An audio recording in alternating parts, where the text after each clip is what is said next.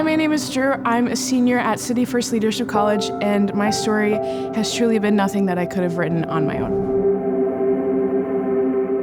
I grew up in Glen Carbon, Illinois. It's a really small town down by St. Louis, and I was born into a Christian home.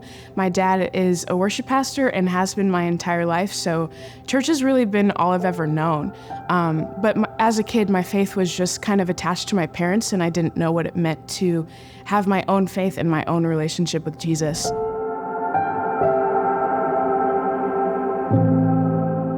So I started my junior year, and almost everything felt like it was falling apart. I was overcome, like completely overcome by debilitating anxiety. And I found myself starting to self-harm and do all these things. And I would sit in my room alone at night and I would just cry and cry.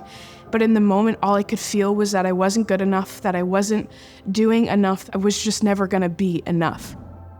It got to the point where I didn't want to be in church. I didn't want to be a part of worship. I didn't want to hang out with my friends. I didn't want to do anything related to God at all.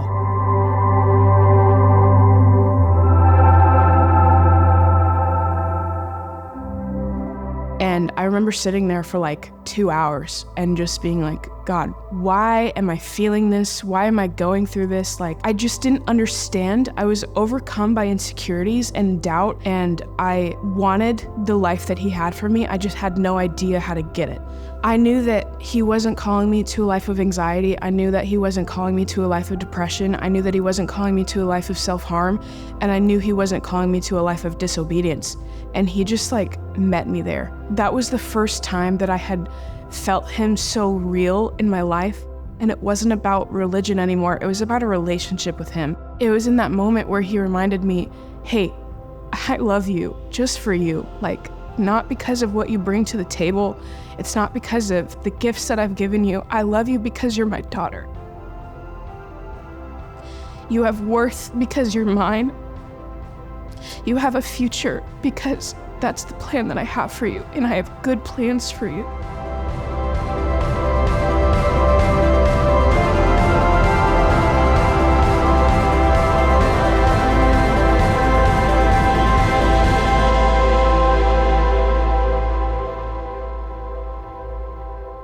I walked into CFLC with no idea, none, what God was going to do in my life. And man, oh man, did he blow me away.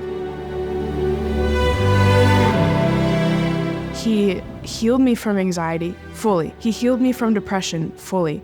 He restored my mind, and he's grown my confidence in a way that I never thought was possible.